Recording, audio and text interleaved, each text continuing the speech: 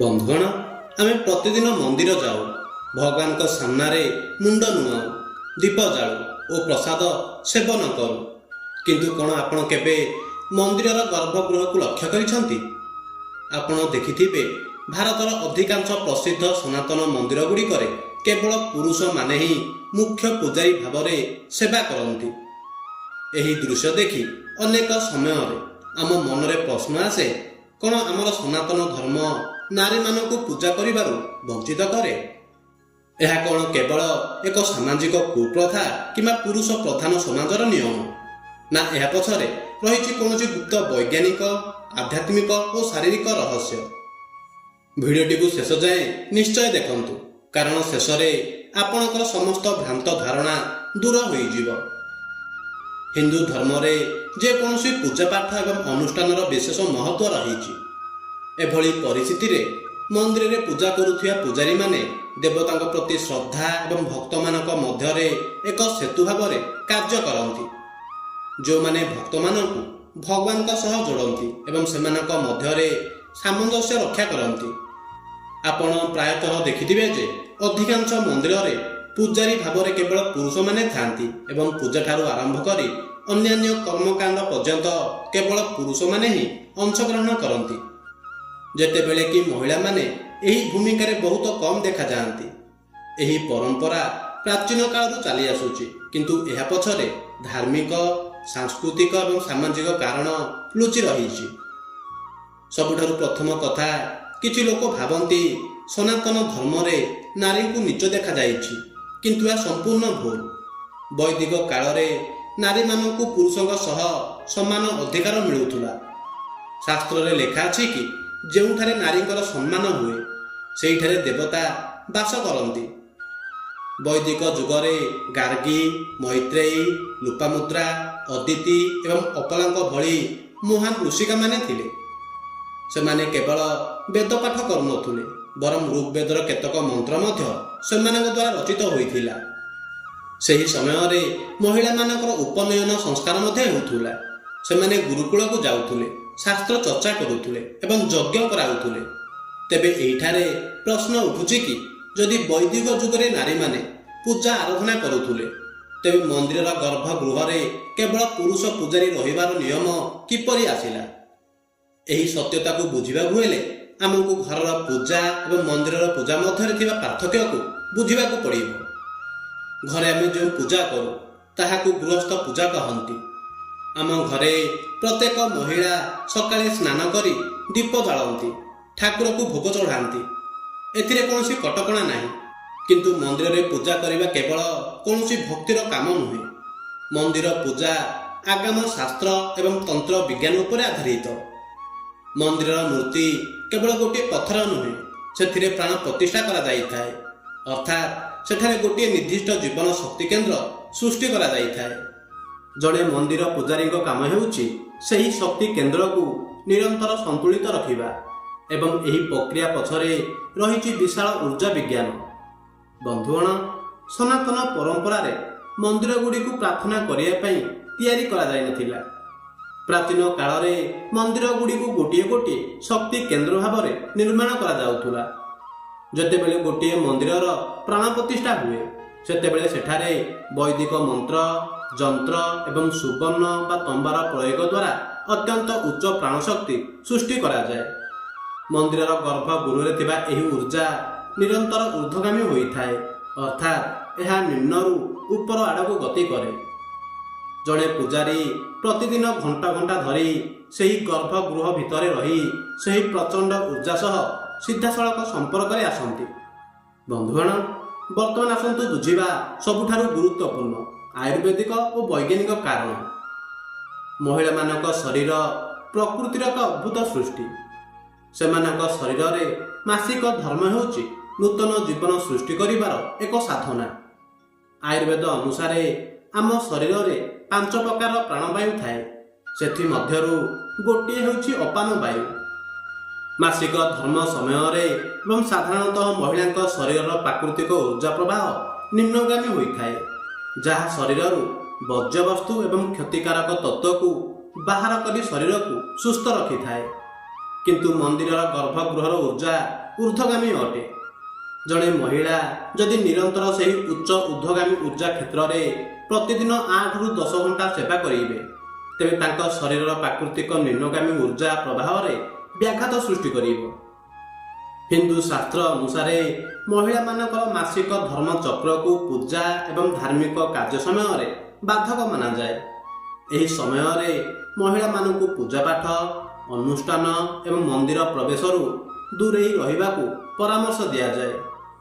ଏହି ମାନ୍ୟତାର ଆଧାର ପ୍ରାଚୀନ କାଳରୁ ପବିତ୍ରତା ଏବଂ ଶୁଦ୍ଧତାର ସିଦ୍ଧାନ୍ତ ଗୁଡ଼ିକ ଉପରେ ଆଧାରିତ ଅଟେ। ଶାସ୍ତ୍ରରେ ଏହି ସମୟକୁ ମହିଳାଙ୍କ ଶାରୀରିକ ଏବଂ ମାନସିକ ବିଶ୍ରାମ ପାଇଁ ଗୁରୁତ୍ୱପୂର୍ଣ୍ଣ ମନାଯାଇଛି। ଏହାକୁ ଧ୍ୟାନରେ ରଖି ପୂଜା ଏବଂ ଧାର୍ମିକ କାର୍ଯ୍ୟକଳାପଠାରୁ ଦୂରତା ବଜାୟ ରଖିବା ଉଚିତ ମନେ କରାଯାଇଛି। ଏହାର ଅର୍ଥ ଏହି ନିୟମ ନାରୀଙ୍କୁ ହେୟ ଜ୍ଞାନ କରିବା ପାଇଁ ବନାଯାଇନଥିଲା, ବରଂ ନାରୀର ପ୍ରାକୃତିକ ଶାରୀରିକ ଗଠନ ଏବଂ ତାଙ୍କ ଗର୍ଭାଶୟର ସୁରକ୍ଷା ପାଇଁ ପ୍ରାଚୀନ ଋଷିମାନେ ଏହି ବ୍ୟବସ୍ଥା କରିଥିଲେ। ଏହା ସହିତ ମନ୍ଦିରର ପୂଜାରୀଙ୍କ ପାଇଁ ଶାସ୍ତ୍ରରେ ଅତ୍ୟନ୍ତ କଠୋର ନିୟମ ରହିଛି। ଜଣେ ପୂଜାରୀଙ୍କୁ ପ୍ରତିଦିନ କଞ୍ଚା ଜଳରେ ସ୍ନାନ କରିବାକୁ ପଡ଼େ, ଘଣ୍ଟା ଘଣ୍ଟା ଧରି ଓଦା ବସ୍ତ୍ରରେ ରହିବାକୁ ପଡ଼େ। ଏହା ସହ ଅନେକ ସମୟରେ ନିରାହାର ରହିବାକୁ ପଡ଼େ ଓ ବ୍ରହ୍ମଚର୍ଯ୍ୟ ପାଳନ କରିବାକୁ ପଡ଼େ। ମହିଳାମାନେ ଗର୍ଭବତୀ ହେବା ସମୟରେ କିମ୍ବା ସନ୍ତାନ ଜନ୍ମ ଦେବା ପରେ ଶାରୀରିକ ଭାବେ କୋମଳ ଥାଆନ୍ତି। ସେହି ସମୟରେ ଏହି କଠୋର ନିୟମ ପାଳନ କରିବା ସେମାନଙ୍କ ସ୍ୱାସ୍ଥ୍ୟ ପାଇଁ ମାରାତ୍ମକ ହୋଇପାରେ। ତେଣୁ ସାମାଜିକ ଓ ସ୍ୱାସ୍ଥ୍ୟ ଦୃଷ୍ଟିକୋଣରୁ ପୁରୁଷମାନଙ୍କୁ ଏହି କଠିନ ସେବାର ଦାୟିତ୍ୱ ଦିଆଗଲା। ହିନ୍ଦୁ ଧର୍ମର ଶାସ୍ତ୍ର ଏବଂ ବେଦରେ ପୂଜା ଅର୍ଚ୍ଚନା ପାଇଁ କିଛି ବିଶେଷ ନିୟମ ଓ ବିଧି ନିର୍ଦ୍ଧାରଣ କରାଯାଇଛି। ପ୍ରାଚୀନ କାଳରୁ ହିଁ ଏହି ମାନ୍ୟତା ରହି ଆସିଛି ଯେ ଯଜ୍ଞ, ଅନୁଷ୍ଠାନ ଏବଂ ଦେବତାମାନଙ୍କ ଆରାଧନାରେ ପୁରୁଷମାନଙ୍କ ଅଂଶଗ୍ରହଣ ସର୍ବଦା ଅଧିକ ଉପଯୁକ୍ତ ମନାଯାଏ। ପ୍ରାଚୀନ ସମୟରୁ ଏହାର ତାତ୍ପର୍ଯ୍ୟ ଏହା ହୋଇପାରେ ଯେ ପୂର୍ବ କାଳରେ ମହିଳାମାନେ ଘରର ଦାୟିତ୍ୱରେ ଏତେ ବ୍ୟସ୍ତ ରହୁଥିଲେ ଯେ ସେମାନେ ବାହାରର କୌଣସି ଦାୟିତ୍ୱ ତୁଲାଇବାରେ ଅସମର୍ଥ ହେଉଥିଲେ। ସେହି ସମୟରୁ ହିଁ ଏହି ପ୍ରଥା ଚାଲି ଆସିଲା ଯେ ପୁରୁଷମାନେ ବାହାରର କାମ ସମ୍ଭାଳିବେ। ଏଭଳି ପରିସ୍ଥିତିରେ ମନ୍ଦିର, ଆଶ୍ରମ ଏବଂ ମଠ ଇତ୍ୟାଦିର ଦାୟିତ୍ୱ କେବଳ ପୁରୁଷମାନଙ୍କୁ ହିଁ ଦେଇ ଦିଆଗଲା। ସେହି ସମୟରୁ ହିଁ ଏହା ପ୍ରଚଳିତ ଅଛି ଯେ ହିନ୍ଦୁ ଧର୍ମରେ ମନ୍ଦିର ଗୁଡ଼ିକର ପରିଚାଳନା ପୁରୁଷମାନଙ୍କ ହାତରେ ହିଁ ରହିବ। ହିନ୍ଦୁ ଶାସ୍ତ୍ରରେ ପୁରୁଷ ଏବଂ ମହିଳାଙ୍କ ଶକ୍ତିକୁ ଯଥାକ୍ରମେ ସୂର୍ଯ୍ୟ ଶକ୍ତି ଏବଂ ଚନ୍ଦ୍ର ଶକ୍ତିର ପ୍ରତୀକ ଭାବରେ ବିବେଚନା କରାଯାଇଛି। ସୂର୍ଯ୍ୟ ଶକ୍ତିକୁ ତେଜ, ଶକ୍ତି ଏବଂ ସ୍ଥିରତାର ପ୍ରତୀକ ବୋଲି ମନାଯାଏ, ଯେତେବେଳେ କି ଚନ୍ଦ୍ର ଶକ୍ତିକୁ ଶୀତଳତା, ସମ୍ବେଦନଶୀଳତା ଏବଂ ସୃଜନଶୀଳତାର ପ୍ରତୀକ ଭାବରେ ଗ୍ରହଣ କରାଯାଇଛି। ଏହା ବିଶ୍ୱାସ କରାଯାଏ ଯେ ଦେବତାମାନଙ୍କ ପୂଜା ଏବଂ ଆରାଧନା ପାଇଁ ସୂର୍ଯ୍ୟ ଶକ୍ତି ଅଧିକ ଉପଯୁକ୍ତ ଅଟେ, କାରଣ ଏଥିରେ ଶକ୍ତି ଏବଂ ତପସ୍ୟାର ପ୍ରଭାବ ପ୍ରବଳ ଥାଏ। ପୁରୁଷମାନଙ୍କ ମଧ୍ୟରେ ସ୍ୱାଭାବିକ ଭାବେ ସୂର୍ଯ୍ୟ ଶକ୍ତି ଅଧିକ ପ୍ରବଳ ବୋଲି ମନାଯାଏ, ଯାହା ସେମାନଙ୍କୁ ଧାର୍ମିକ ଅନୁଷ୍ଠାନ ଏବଂ ଦେବ ପୂଜାରେ ପ୍ରଭାବଶାଳୀ କରିଥାଏ। ସେହିପରି ମହିଳାମାନଙ୍କର ଚନ୍ଦ୍ରଶକ୍ତି ସେମାନଙ୍କୁ ପାରିବାରିକ ଏବଂ ସୃଜନଶୀଳ ଭୂମିକାରେ ଅଧିକ ସମର୍ଥ କରିଥାଏ। ଏହି ଶକ୍ତି ସନ୍ତୁଳନ ଆଧାରରେ ହିଁ ଶାସ୍ତ୍ର ଗୁଡ଼ିକରେ ପୁରୁଷମାନଙ୍କୁ ମନ୍ଦିରରେ ପୂଜାପାଠର ଦାୟିତ୍ୱ ଅଧିକ ଦିଆଯାଇଛି। ମଧ୍ୟଯୁଗରେ ଭାରତ ଉପରେ ବାରମ୍ବାର ବୈଦେଶିକ ଆକ୍ରମଣ ହୋଇଥିଲା। ବିଦେଶୀ ଆକ୍ରମଣକାରୀମାନଙ୍କର ମୁଖ୍ୟ ଲକ୍ଷ୍ୟ ଥିଲା ଭାରତର ସଂସ୍କୃତି ଏବଂ ମନ୍ଦିର ଗୁଡ଼ିକୁ ଭାଙ୍ଗିବା ଓ ଲୁଟ୍ କରିବା। ସେହି ଆକ୍ରମଣ ସମୟରେ ମନ୍ଦିରର ସୁରକ୍ଷା କରିବା, ମୂର୍ତ୍ତିଗୁଡ଼ିକୁ ଲୁଚାଇବା ଏବଂ ଶତ୍ରୁଙ୍କ ସହ ଲଢ଼ିବା ପାଇଁ ପୁରୁଷମାନେ ସମ୍ମୁଖକୁ ଆସିଲେ। ସେହି ସଙ୍କଟଜନକ ପରିସ୍ଥିତିରେ ନାରୀମାନଙ୍କୁ ଆକ୍ରମଣକାରୀଙ୍କ କବଳରୁ ସୁରକ୍ଷିତ ରଖିବା ପାଇଁ ସେମାନଙ୍କୁ ମନ୍ଦିରର ସାର୍ବଜନୀନ ଦାୟିତ୍ୱରୁ ଦୂରେଇ ରଖାଗଲା। କାଳକ୍ରମେ ସେହି ସୁରକ୍ଷା ନିୟମଟି ସମାଜରେ ଏକ ସ୍ଥାୟୀ ପରମ୍ପରାର ରୂପ ନେଇଗଲା। ହିନ୍ଦୁ ଧର୍ମରେ ପୂଜା ଏବଂ ଅନୁଷ୍ଠାନ ପାଇଁ ତପସ୍ୟା ଓ ବ୍ରହ୍ମଚର୍ଯ୍ୟକୁ ବହୁତ ଗୁରୁତ୍ୱପୂର୍ଣ୍ଣ ମନାଯାଏ। ପୂଜାରୀମାନଙ୍କୁ ଜୀବନରେ ସରଳତା ଏବଂ ବ୍ରହ୍ମଚର୍ଯ୍ୟ ପାଳନ କରିବାକୁ ପଡ଼ିଥାଏ, ଯେପରି ସେମାନଙ୍କର ସାଧନା ଏବଂ ପୂଜା ପ୍ରଭାବଶାଳୀ ହୋଇପାରିବ। ମହିଳାମାନଙ୍କୁ ଗୃହସ୍ଥ ଜୀବନ ଏବଂ ପାରିବାରିକ ଦାୟିତ୍ୱ ପ୍ରତି ଅଧିକ ଦାୟିତ୍ୱବାନ ମନାଯାଏ।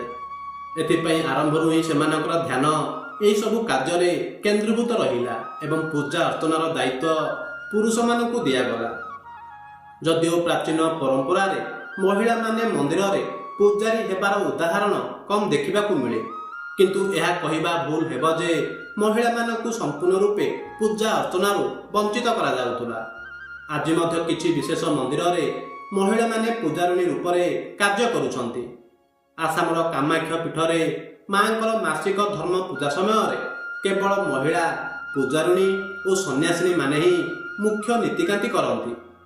କେରଳର ଚେଙ୍ଗୁନର ମହାଦେବ ମନ୍ଦିରରେ ମା ପାର୍ବତୀଙ୍କ ରଜସ୍ୱଳା ଉତ୍ସବ ସମୟରେ କେବଳ ମହିଳାମାନଙ୍କୁ ସେବାର ଅଧିକାର ଦିଆଯାଏ। ଦକ୍ଷିଣ ଭାରତରେ ଅନେକ ଗ୍ରାମୀଣ ମନ୍ଦିରରେ ପ୍ରାଚୀନ କାଳରୁ ମହିଳାମାନେ ହିଁ ମୁଖ୍ୟ ପୂଜା କାର୍ଯ୍ୟ ତୁଲାଉଛନ୍ତି। ଏଥିରୁ ସ୍ପଷ୍ଟ ପ୍ରମାଣିତ ହୁଏ ଯେ ସନାତନ ଧର୍ମରେ ନାରୀଙ୍କ ପ୍ରତି କୌଣସି ନଶ୍ୱରତା କିମ୍ବା ଭେଦଭାବ ନାହିଁ। ଯେଉଁଠି ଯେଉଁ ପ୍ରକାର ଉର୍ଜା ସେଠାରେ ସେହିପରି ନିୟମ। କିନ୍ତୁ ଗୋଟିଏ କଥା ସ୍ୱୀକାର କରିବାକୁ ପଡ଼ିବ, କାଳକ୍ରମେ ସମାଜର ଜାତି ପ୍ରଥା ଏବଂ ବଂଶାନୁକ୍ରମିକ ଅଧିକାର ବୃଦ୍ଧି ପାଇଲା।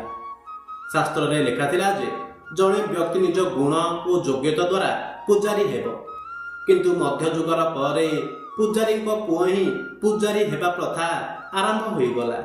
ଏହି କାରଣରୁ ନାରୀମାନଙ୍କୁ ଏବଂ ସମାଜର ଅନ୍ୟ ବର୍ଗଙ୍କୁ ଶାସ୍ତ୍ର ଶିକ୍ଷାରୁ ଦୂରେଇ ରଖାଗଲା, ଯାହା ଏକ ସାମାଜିକ କୁରୀତି ଥିଲା। ବନ୍ଧୁଗଣ, ପୁରୀର ପ୍ରସିଦ୍ଧ ଜଗନ୍ନାଥ ମନ୍ଦିରରେ କୌଣସି ଜଣେ ବ୍ୟକ୍ତିକୁ ମୁଖ୍ୟ ପୂଜାରୀ କୁହାଯାଏ ନାହିଁ। ଏଠାରେ ଭଗବାନ ଜଗନ୍ନାଥ, ବଳଭଦ୍ର ଓ ସୁଭଦ୍ରାଙ୍କ ସେବା ପାଇଁ ପ୍ରାୟ 119ଟି ଅଲଗା ଅଲଗା ଶ୍ରେଣୀର ହଜାର ହଜାର ସେବାୟତ ଅଛନ୍ତି, ଯେଉଁମାନେ ବଂଶାନୁକ୍ରମିକ ଭାବରେ ପିଢ଼ି ପିଢ଼ି ଧରି ସେବା କରି ଆସୁଛନ୍ତି। ଦଇତାପତି ସେବାୟତ ମୁଖ୍ୟତଃ ସ୍ନାନ ପୂର୍ଣ୍ଣିମା, ରଥଯାତ୍ରା ଏବଂ ନବକଳେବର ଭଳି ବିଶେଷ ଅବସରରେ ଭଗବାନଙ୍କ ସେବା ଓ ନୀତିକାନ୍ତି ସମ୍ଭାଳନ୍ତି। ପୂଜା ପଣ୍ଡାମାନେ ମନ୍ଦିରର ଗର୍ଭଗୃହରେ ଦୈନିକ ପୂଜା ଅର୍ଚ୍ଚନା ଏବଂ ଭୋଗ ଲଗାଇବାର ଦାୟିତ୍ୱ ତୁଲାନ୍ତି। ମୁଦିରସ୍ତ ସେବକମାନେ ରାଜାଙ୍କ ପ୍ରତିନିଧିତ୍ୱ ଭାବରେ ଦୈନିକ ନୀତିକାନ୍ତିରେ ଭାଗ ନିଅନ୍ତି। ମହାସୁଆର ସେବକମାନେ ଭଗବାନଙ୍କ ପାଇଁ ମହାପ୍ରସାଦ ପ୍ରସ୍ତୁତ କରିବା ଏବଂ ତାର ବ୍ୟବସ୍ଥାର ଦେଖାଶୁଣା କରିବା କାର୍ଯ୍ୟ କରନ୍ତି। ବନ୍ଧୁଗଣ, ସଂକ୍ଷେପରେ କହିବାକୁ ଗଲେ ମନ୍ଦିରର ଗର୍ଭଗୃହରେ ପୁରୁଷ ପୂଜାରୀ ରହିବା ପଛରେ କେବଳ ଗୋଟିଏ କାରଣ ନାହିଁ। ଏହା ପଛରେ ରହିଛି ଶାସ୍ତ୍ରୀୟ ବିଜ୍ଞାନ, ଶାରୀରିକ ଉର୍ଜାଚକ୍ର, ଐତିହାସିକ ସୁରକ୍ଷା ଓ ସାମାଜିକ ପରିସ୍ଥିତି। ଆଜିର ସମୟରେ ଆମକୁ ଅନ୍ଧବିଶ୍ୱାସୀ ନ ହୋଇ ଆଧୁନିକତାର ଦୋଷ ଦେଇ ପ୍ରତ୍ୟେକ ନିୟମକୁ ନିନ୍ଦା ନ କରି ତା ପଛରେ ଥିବା ସତ୍ୟ ଏବଂ ସନାତନ ଧର୍ମର ପ୍ରତ୍ୟେକଟି ନିୟମ ମାନବ କଲ୍ୟାଣ ପାଇଁ ଉଦ୍ଦିଷ୍ଟ ଅଟେ। ବନ୍ଧୁଗଣ, ଏହି ବିଷୟରେ ଆପଣଙ୍କ ମତାମତ କ'ଣ? କ'ଣ ଆଧୁନିକ ସମୟରେ ସବୁ ମନ୍ଦିରରେ ମହିଳାମାନଙ୍କୁ ସମାନ ଭାବେ ପୂଜାରୀ ହେବାର ସୁଯୋଗ ମିଳିବା ଉଚିତ କି? କମେଣ୍ଟ କରି ନିଶ୍ଚୟ ଜଣାନ୍ତୁ। ଯଦି ଏହି ଭିଡ଼ିଓଟି ଆପଣଙ୍କୁ ଭଲ ଲାଗିଥାଏ ତେବେ ଭିଡ଼ିଓକୁ ଲାଇକ୍ କରି ଆମର ୟୁଟ୍ୟୁବ୍ ଚ୍ୟାନେଲକୁ ସବସ୍କ୍ରାଇବ୍ କରିଦିଅନ୍ତୁ। ଧନ୍ୟବାଦ।